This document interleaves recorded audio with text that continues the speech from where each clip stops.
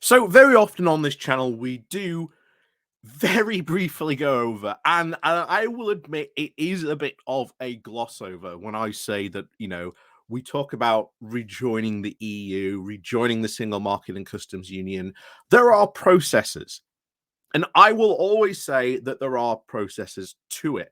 It is not going to be a simple one, but it is doable, and it's far, far, far more doable than I think those people who tend to disagree.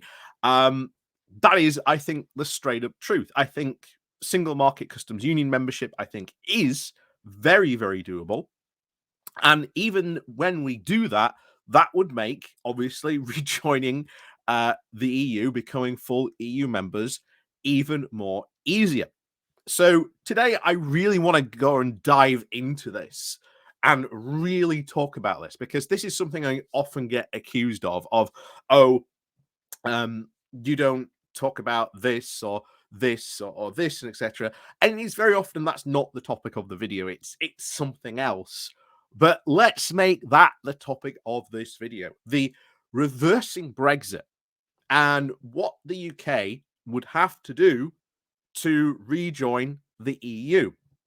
And I think going through this is a very valuable exercise, and at least letting people really know what we have to do. And I've always said this, it's not going to be easy, but it's going to be doable. And I think it's going to be a lot doable than people really think. And remember, when we are really talking about, you know, the UK rejoining, it will be a very big economy rejoining the EU. The Europe's not going to really say no. And there's a lot of people who say, oh, no, we don't really want you. But to be honest, I don't really hear that or even say that, or, or should we say, hear that said when I go abroad and I talk to people. Certainly in my JCI travels, I don't hear that. And certainly politically, we don't hear that. In fact, we've heard more from people who've said that, yes, the UK could rejoin if it asked. So that's what we're going to talk about, honestly, today, and how, again, rejoining, or at least the process of rejoining, would work. So before we go diving into this, please do remember to click on the like, share, and subscribe button. And of course, down below, there are links to my Patreon page and a rotation link called Buy Me Coffee, where you can buy me coffee. And there is the YouTube thank you button, and of course, the YouTube Pony Club down below as well. So let's have a look at this, because I think, again, this is sort of quite really important to talk about. So this little thing comes from, I think, UK in a changing Europe. And of course, it's a sort of a group that sort of says, Brexit was bad, and Europe's changing, and we should sort of change with it, and probably rejoining the EU, probably a good thing to do. But anyway, let's start going through this step by step. So we'll go quickly over the steps of what they are. So step 1 is meeting the EU's criteria for membership. Step 2, application. Step 3, this is probably the big one, negotiations. And then step 4 will be accession. So we'll then obviously have to see, all those steps, but each step will have its own challenges and its own hurdles and problems that the UK will have to deal with. But these are not, to be honest, that too much of a problem, to be honest. So step 1, let's start with step 1. Again, meeting the EU's membership criteria. So these are the 4 criteria that are on here. So first of all, being a European state. I think that's pretty obvious. We're a European state. Excellent. Criteria 1 done. Box ticked. Part 2, respect for EU values. I can't really say that the UK doesn't really respect EU values. We have very much, respect for democracy, equal rights, as long as we sort of remain in the European Court of Human Rights, because if we were to leave that, ultimately, that would certainly be a step to rejoining this on this membership. Let's point that out, because obviously we've seen very recently, the big poll that came out that most Conservative members did want a referendum on the UK remaining or leaving the European Court of Human Rights. And I've said before that would be a terrible mistake to make if that happened. And my worry is, as I said it, like I say, we'll not go too deep into this because we've already done a video on it. But my deep fear would always be that Rishi Sunak, out of pure desperation, gets forced by the lunatic fringe, just as David Cameron did, to make a election promise to try and win an election.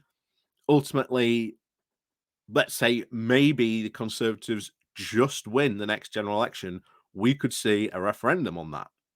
And that could go, I think, very badly. Because if you think that there was wrong information or bad information about the EU, there's even worse information out there about the European Court of Human Rights. Unfortunately, I think a lot of people in the UK would vote for it. Purely out of ignorance, not out of the fact that they wanted to get out of it or anything like that. It's just pure ignorance, unfortunately, I think that would drive that referendum. And I think, unfortunately, there might be a good chance that that might win. But that's, like I said, a topic for a discussion another time, but we could go into that, obviously, at another time. So anyway, a resilient market economy. The UK is in very bad economic troubles at the moment, but it is still quite a resilient economy. It is going through some bad moments at the moment, as is every other economy. And even outside the single market and customs union, it will be a somewhat still resilient economy.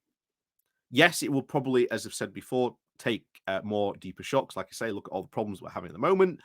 We are having a lot deeper problems, obviously, than other EU countries, because that was always a thing that we said. If you leave the EU, we're going to be more susceptible to shocks and things like this that we have seen. And of course, that is what has essentially happened.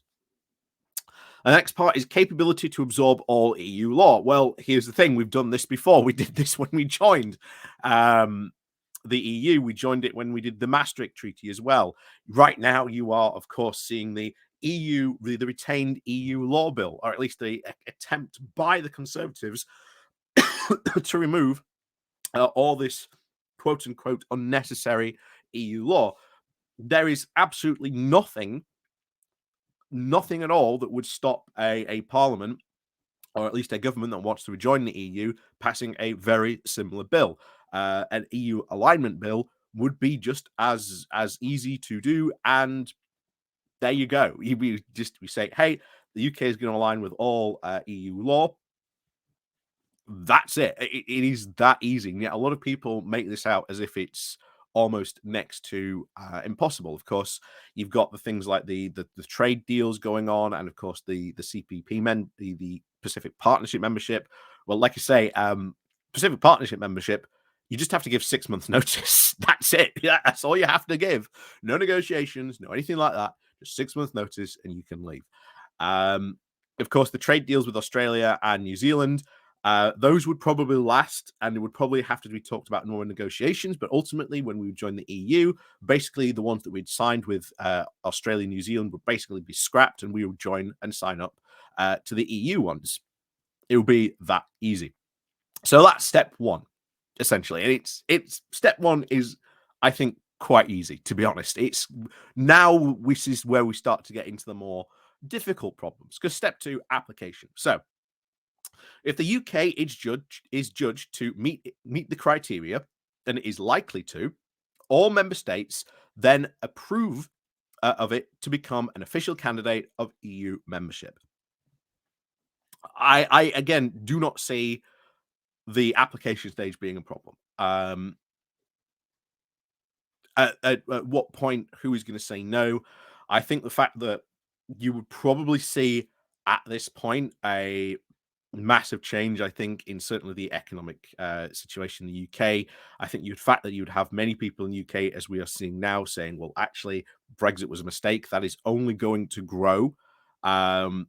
the more we sort of continue on this road, more people are realizing just how wrong, or what a wrong mistake it was.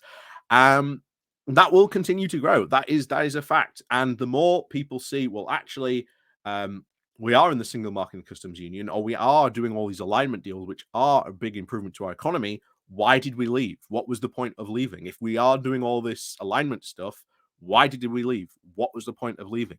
And once again, we always said Brexit, it was pretty much dead on arrival. It died the morning that it was born, essentially, because it had no policy, it had no direction it really wanted to go in. And if you really want a clear example, like I said with many times on this channel, this once powerful movement to get Brexit done has now fractured, because now all these people that push to get Brexit done have suddenly realized, oh no, um, what are we actually going to do now with Brexit?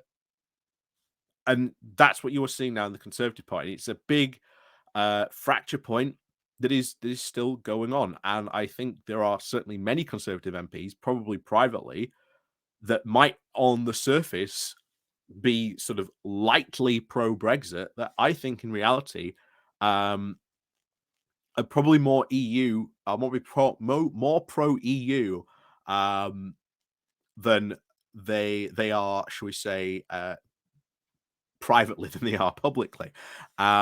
Certainly in the Conservative Party, it's going to go through a lot of changes. And one of the big questions it has to ask itself is, was Brexit worth it? Was doing all that, putting in the UK in such a bad state, being all this stuff that it has gone through over the last sort of 6 years, was it worth it? And the ultimate answer really is going to be from the party, no. Now, of course, there's always going to be that the mad, crazy libertarian fringe of the party saying, no, we're not taking advantage of all these Brexit opportunities. Well, as we've said before, most of these Brexit opportunities, when it comes down to it, are coming down to regulation. And of course, these free market fundamentalists have always one goal, and they've basically said, the government should have absolutely no role in regulating the market whatsoever. And to be honest, I think they are going to lose more and more power, and they are going to basically be pushed back once again into the fringes of all this. So I don't see the step 2 application being that, again, much of a hurdle either. I think the big one, of course, is step 3, and this is the negotiation stage. So, negotiations. Joining the Euro and Schengen area are requirements for the new member states, but politically would be difficult for the UK, which would probably try to negotiate opt-outs. And here's the thing. This is not only just a question of for the UK, which would be political difficult, but I think it really becomes also a big question for the EU as well, because you have member states which have opt-outs and that want continued opt-outs. You've got a lot of Eastern European countries that are now really rethinking being in Schengen. I was in Romania a couple of weeks ago, and one of the guys who was talking to us was a big businessman in Romania, and he constantly talked about how brain drain is a big problem. He said, "Yeah, it's great we've got all our young people going to universities, getting all these degrees and everything, but then the problem then becomes that they don't then stay in Romania. They go to other European countries because they can get a better way of life. They can get more pay in those countries than we can in Romania."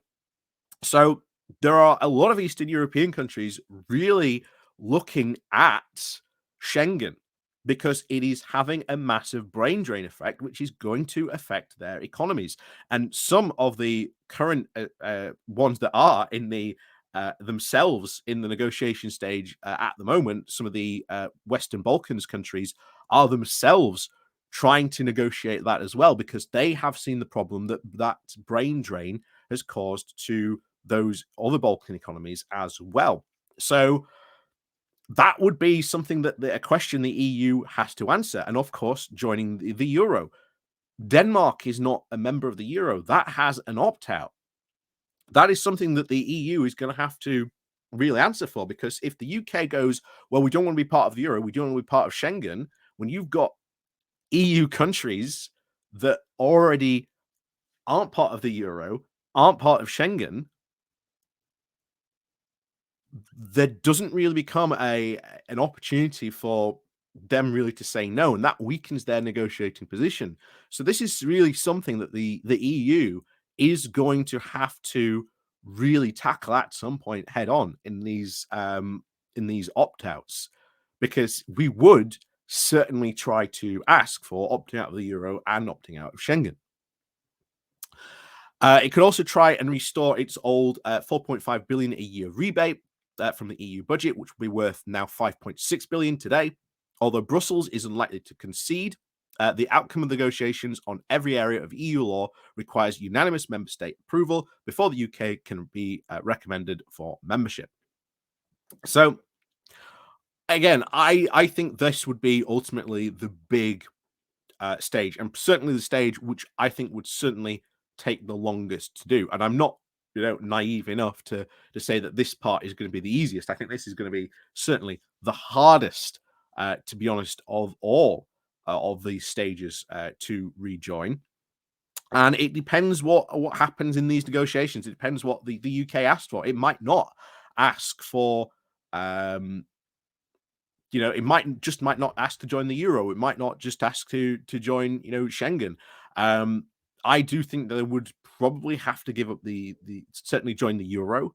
And that's, I think, something I think most people would have to accept if that was an easier sort of way to transition into the EU. Again, I wouldn't mind that.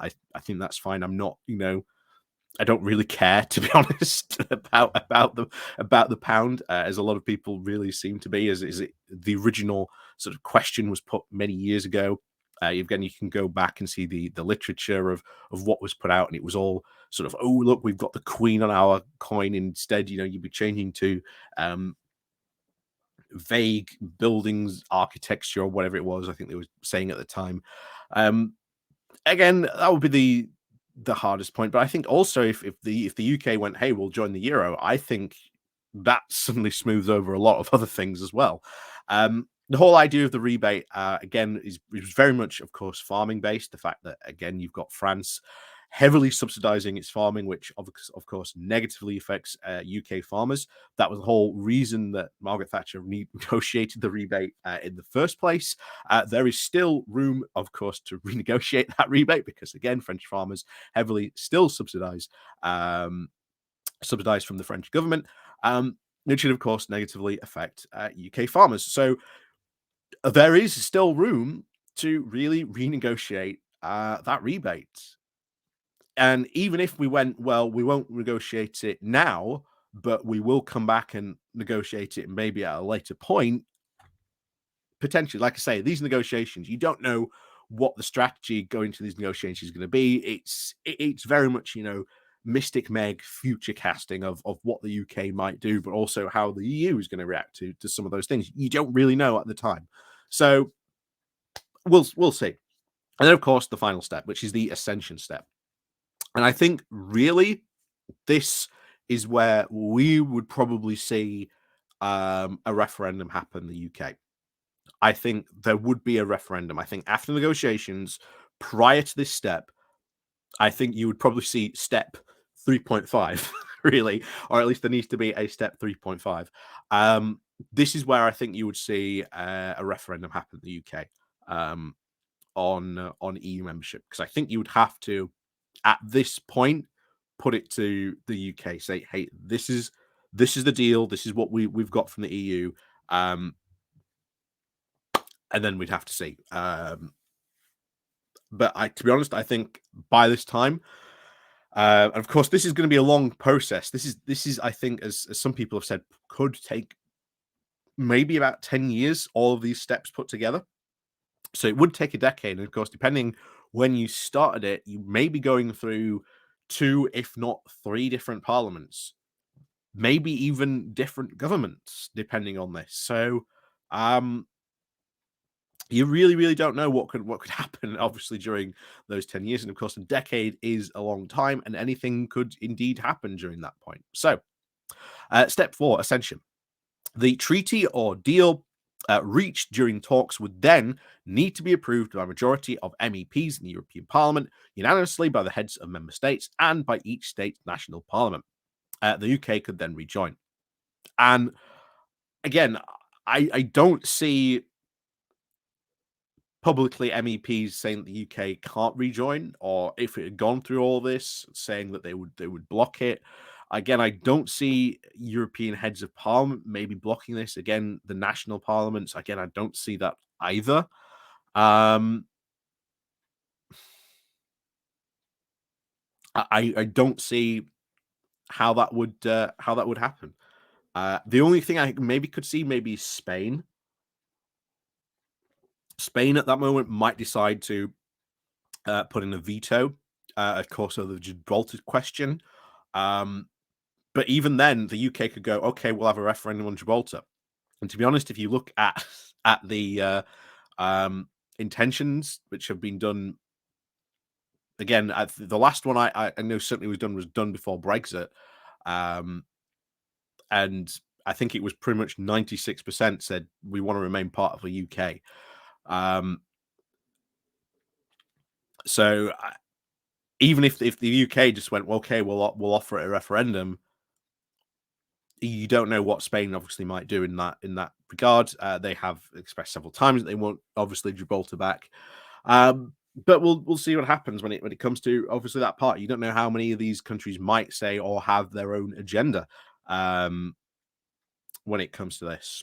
So yeah, we'll see. So that's the whole process, and it is going to be difficult. There are going to be parts where it is going to be difficult. I think really step one and step two are going to be the easiest. It's step three that is going to be the hardest. It's negotiations, and of course, as I said, there's going to have to be a step 3.5 where you have a referendum on this. I don't think you can, just force this through. You would have to have another referendum. Um, Certainly, I think you would certainly want to see a very large majority for rejoining here, and of course, no other. Of course, even the EU don't want to see, let's say, the right wing crazies after this manage to sort of retake control again, and then say, well, actually, no, we're going to leave. We have another referendum, and they win. The EU doesn't want to see basically be a yo-yo. Um, we went through 6 years of very tumultuous negotiations. They don't want to go through all that again, and neither does, to be honest, the UK. But you don't know. You don't know. Like I say, this is all going to take 10 years, and 10 years even to predict politically is incredibly difficult. Incredibly difficult. But just going off from what we've seen really from the last 6 years, the growing uh, regret that Brexit was the wrong decision, that people do regret voting for leave, that they wish they hadn't done that if they could go back, they would change their vote, has only increased over time. It will only more and more increase. A lot of the generation that I think has been heavily said before, the older generation that did vote for Brexit, well, a lot of them will have died by that point, by even the time we get even to before to step one. So I do think you would get more and more people being on that. And of course, even prior to that, you would obviously have, as we've seen from Keir Starmer, more people are putting pressure on Keir Starmer, saying, hey, look, you've got to have these alignment deals. You've had David Lammy say, hey, look, we're gonna sort of, re recreate a more smoother relationship with the EU by doing alignment deals. That would be ultimately the direction we'll probably be even at before really step one. So it's possible. It is entirely doable. People who say this is impossible, this is never doable, wrong. This is eminently doable. It would take about a decade, about 10 years. There are ways to do it faster, of course. The quicker, shall we say, we get to step one, then the quicker, shall we say, we get to ascension stage, if you that type of thing. So it is vital, obviously, that we do push continuously for rejoining the EU. But as I've said before, I think the strategy of going for alignment deals, then going for single market customs union membership, then eventually going for full membership, ultimately is, I think, the best way to go about it. And we are seeing people saying, well, what was the point of all Brexit? Because again, the promises of the Brexiteers, they oversold it. It never was going to deliver what they promised, and it hasn't. And we are seeing people realize that now, that the whole problems of the UK government were never caused by the EU, as much as the Brexiteers like to say they were. It was caused by the UK government, pretty much caused by austerity, by the Tory government. So yeah, I do think rejoining and reversing Brexit is possible. These hurdles are not insurmountable, and it is doable. Like I say, I think the hardest stage is going to be the negotiation stage. But we'll see. Like I said, we'll see what happens. We'll see what happens when we get there one day. And trust me, we will get there.